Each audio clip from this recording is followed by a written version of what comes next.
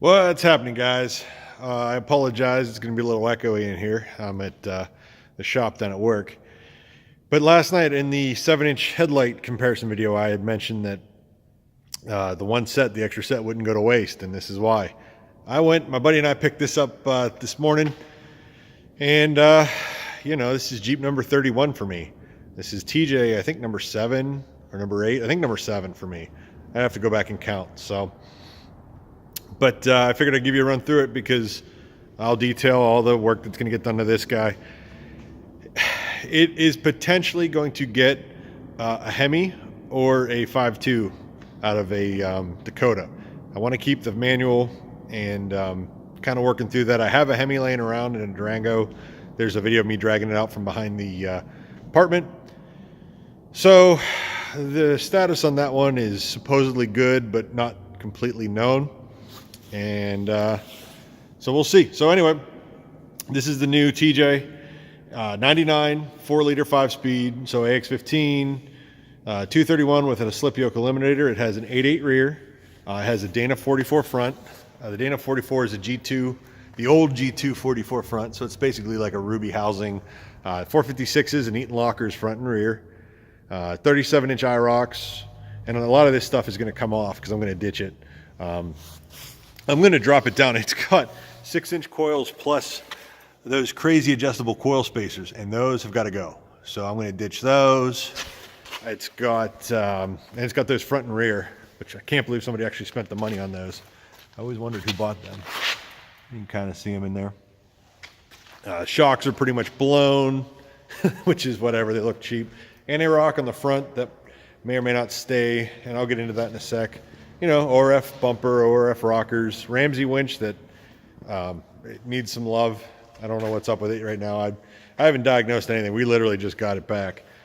Flat fenders and stuff.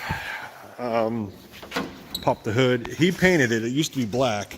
They did an okay job. It's got some rust here and there, but overall pretty good. And let's pop the hood here. I hate doing this one-handed. I need to get a mount for my GoPro. All right. Griffin aluminum radiator, Banks intake, JBA header, which you can't see, but it's down there. See if there's anything else. An electric fan, obviously. It has working AC, working cruise control. The flat fenders and stuff, which I'm going to keep this full fendered and keep these flares. I don't like the look of a full flat fender on a TJ. I prefer these.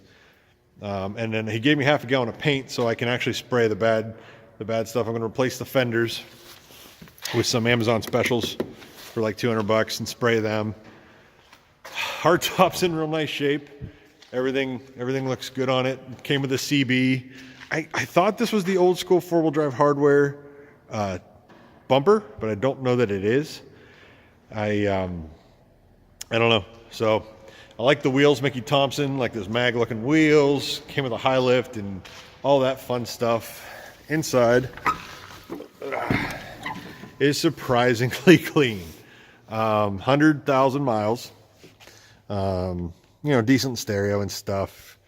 Goofy T-handled shifter, has the rear seat and everything. What else can I tell you about it? That's pretty much it. It came with a box of goodies like, extra lights and stuff, and mirrors for when the doors are off, that kind of thing. So kind of just the current project. We grabbed it. Wasn't really in the market, but dude, when you're in the market, you got to grab them, right? So what we're going to do, my buddy, he gave the guy $5,500 for it. He is swapping his Dana 30 with 456s, alloy shafts, and a Lockrite for this 44. And this 44 needs ball joints.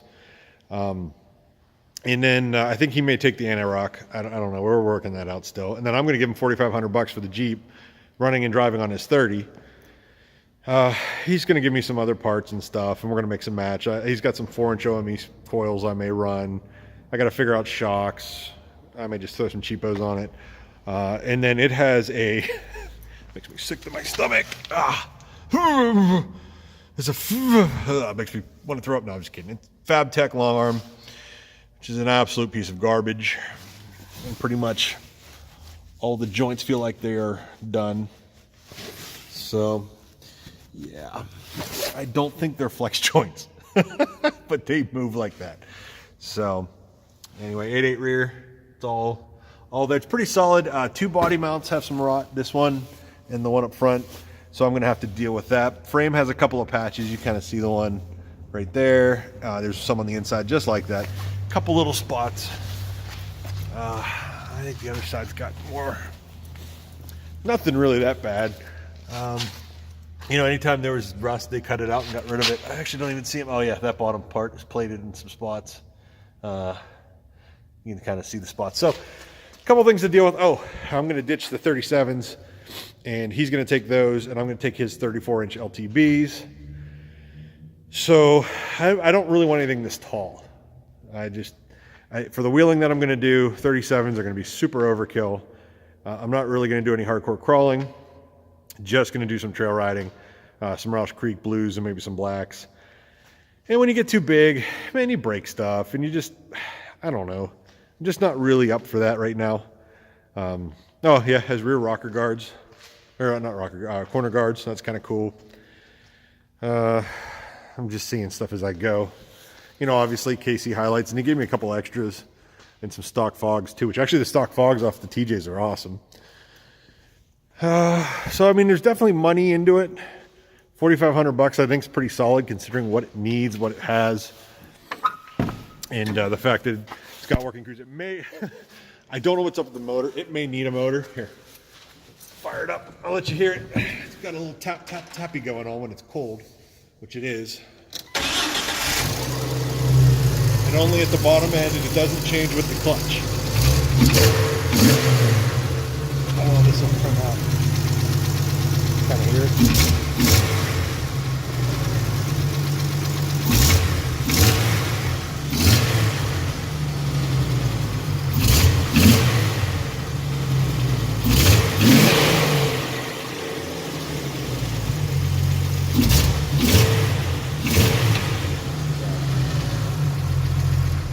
Not sure how well that's going to come out sound-wise. So, but it's got some tap, tap, tappy going on there.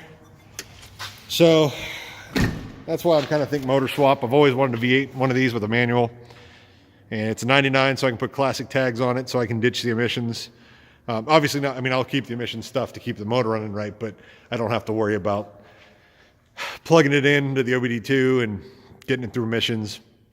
And I can pick up, this is a 99, so I can use a 97 and 99 Dakota 5.2 5-speed if I want. I mean, the whole trucks are 800 bucks. They're super cheap. Or like I said, I have that Hemi. I just got to decide kind of what, the 5.2 seems like it fits a little better.